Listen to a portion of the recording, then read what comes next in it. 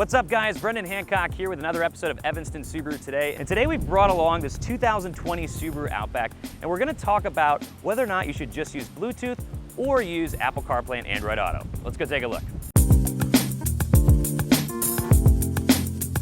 So we're sitting inside of this 2020 Subaru Outback and we already have our phone paired to Bluetooth. So if you wanna go and check out how to pair your phone to Bluetooth, you can check out our other video. It says how to pair your phone to your new, or how to connect your phone to Bluetooth with your new 2020 or 2021 Subaru vehicle. So check out that video as well. It's on our YouTube channel. But this one we're really going to focus on the differences between just being connected to Bluetooth and using either Android Auto or Apple CarPlay. So we have an iPhone here. With iPhones, you don't need to actually download any type of app to use Apple CarPlay. And you actually don't need to be connected to Bluetooth either. So all you would need to do there is simply plug in your phone. But let's take a look here first at what we can do with just Bluetooth. So if I go to Bluetooth here, I'm already connected like I said.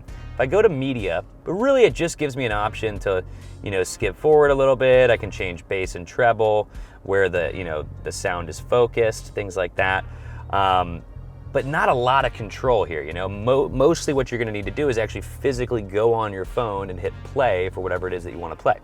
Now, if you are making phone calls and stuff too, I can go to phone here and I will have, my recent calls, my favorites. I don't have any favorites set, but you can check my phone book, which I don't wanna bring up just so you don't see all my numbers and stuff, and then also text messages. Now, so, it's just about as good in terms of, making and receiving phone calls. So if that's really the only thing that you're gonna use it for, Bluetooth is probably fine for you, especially if you're not gonna be texting. Now, it does still show us messages here, and we can receive text messages pretty much just as easily as with Apple CarPlay.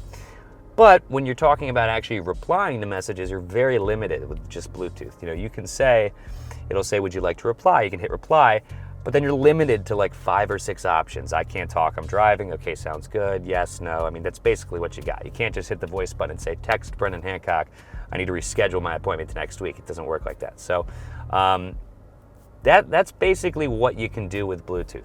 Now, when I do Apple CarPlay, like I said, all I need to do is just plug it in. Now, you may have to, it's a good idea to kind of keep an eye on both the screen as well as on your phone. It may be giving you some types of commands such as like unlock your phone for accessories. It may tell you to put in your little code and then say allow access to CarPlay while phone is locked. We've already plugged into CarPlay though in this car, so it's not asking us to do that. Especially with Outbacks and Legacies, it may pop up on the screen and say, hey, don't show me this again. Allow access to CarPlay, etc. on the screen. So just hit allow, then it doesn't show up anymore. So you can see we just plugged in, it's ready to go. So Apple CarPlay shows up on the screen. The real benefits here is that it's essentially just mirroring your phone on the screen. So you can see we have our phone here. It's gonna look a lot more like it does on your actual iPhone. So you can go to like keypad, you can check voicemails, text messages, all of that. If I want to go back to kind of the home screen of the iPhone, I can just tap over here, that 2 little rows there. Or if I want to do a split screen too, I can kind of do it like that also. But typically I like to do a full screen option. So the other things that it's going to do here is, for example, I have Pandora and Spotify. So if I go to Spotify, I'm going to see, everything that I see on the phone. So I mean, it's all my playlists, my artists. I have a lot more control in terms of scrolling through different options.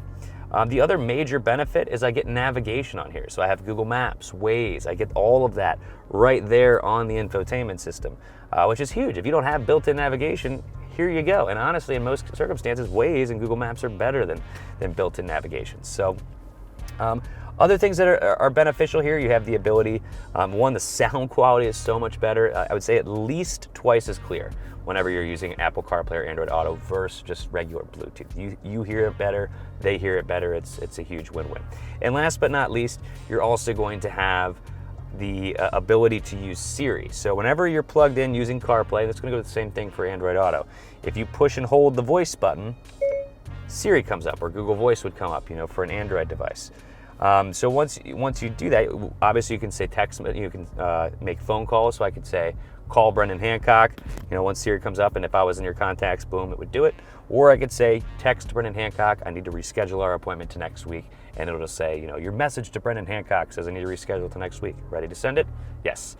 And last but not least, you can also put an address into navigation. So if you are going to use Google Maps or Waze, you do need to specify those. So watch, for example, I'll do this, I push and hold. Navigate to Evanston, Subaru using Waze. Getting directions to Evanston, Subaru using Waze. So easy. Pops up right on the map, ready to go. You can do that while you're driving, which is a huge benefit.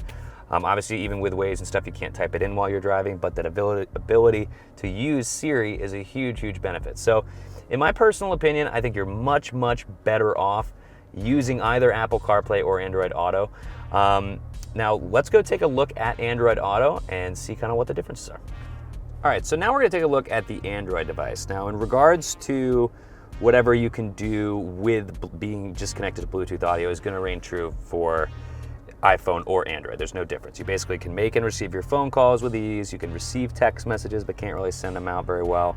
And if you're gonna listen to music, you're very limited in terms of your ability to browse through different options.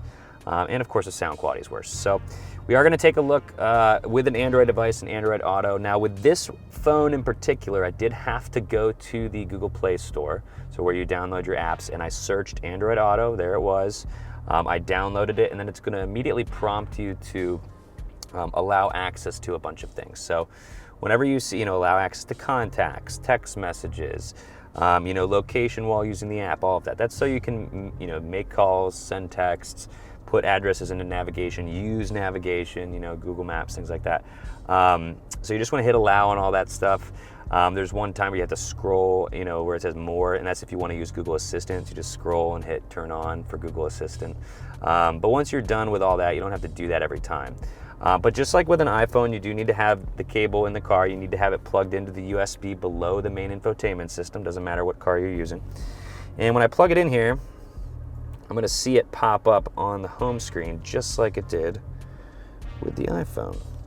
Now, as I was mentioning too, with some Android devices, if you have like really new software, a really new phone, it may just, if you go to the Play Store and it doesn't even show Android Auto as an option, that's because it's already built in. So it's kind of more like an iPhone is already.